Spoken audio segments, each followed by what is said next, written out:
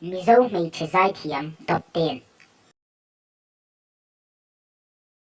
Top 10 Rosie Kerem Sangpui. Ira hoi kirin Tina turin o kung alokan Santu kangayani Buitu kangayani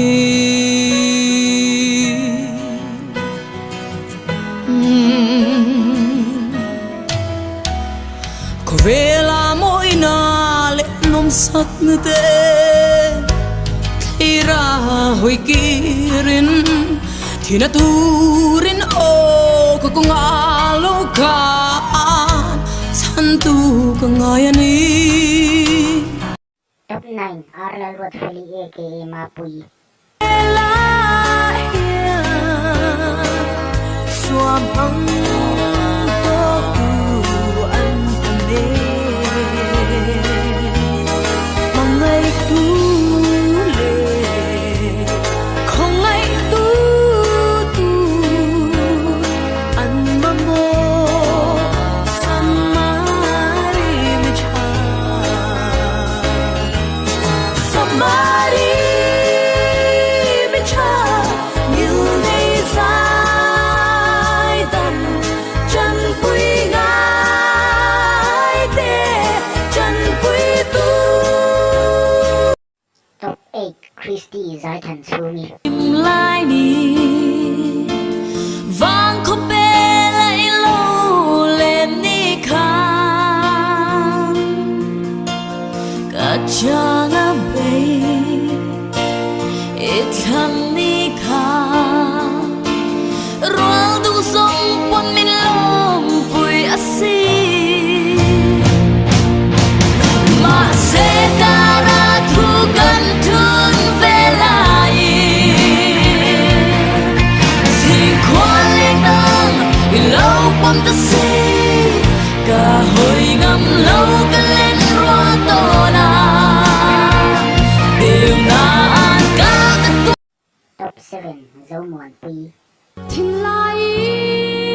lụa dâu nghe cất tan hiền ít ba ngày na par môi min lan về lo cây ti lung một vang nghe min đêm lâu la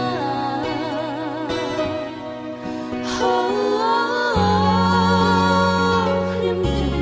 nhìn lên tu na mà xem mồ ít thiên lai đón nung ruk sia har nghe bia khut đi đam Top 6 Tete Ralte. war har cái ti engen kher nghe cái lô tom che lua lo tur đi và môi isura wai tura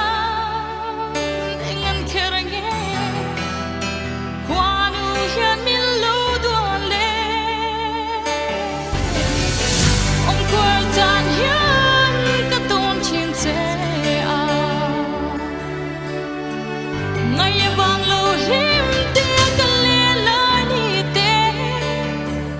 kêu le ya an môi to si lo he chang se Top 5 Lalrot Pui. uram loa nang tin chuan a khiri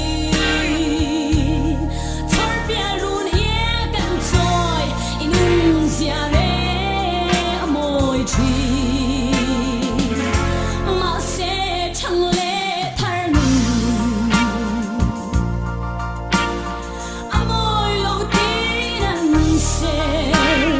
sau lưng mà thang cho em đi mà tiếng son dài ren vi sau đây mai tu miêu hoài xin teu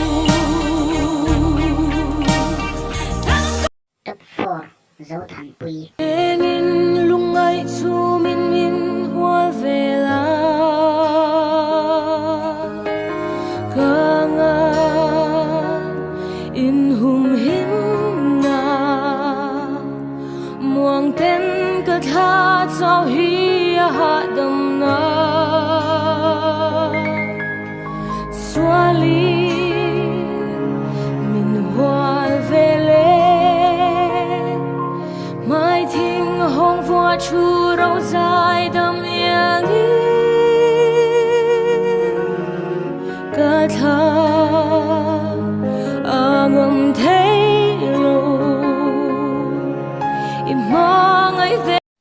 top 3 zir tuang pui Gian khuất lain runin sum toan ka phang china hoi velin chung si arle chor tha eng no riai khirin nom khwa ahar zwal chin ingai hian mo lung min le ne ikim tlang moi na zung khane om khwa har na ngai reng hian chuni le zan khwa ka lo mang chi top 2 zoram chani o ka pian na le ka se len na ram ing vang nghe ilo rum le du thu leng sang swal vang em lo ni he ti ka va i na le thâu la ding ta che liam adame ithang chum te topar lalrin diki khiang te aka dadui biru ngai bia thu sương âm xì lâu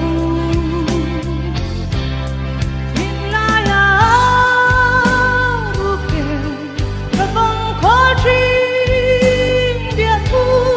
ma se lung đi to na ka lan lâu che thu lâu loa vang mô ka nghen che trong vang ra thân ma se da rang in kan cha ya ka tan lo na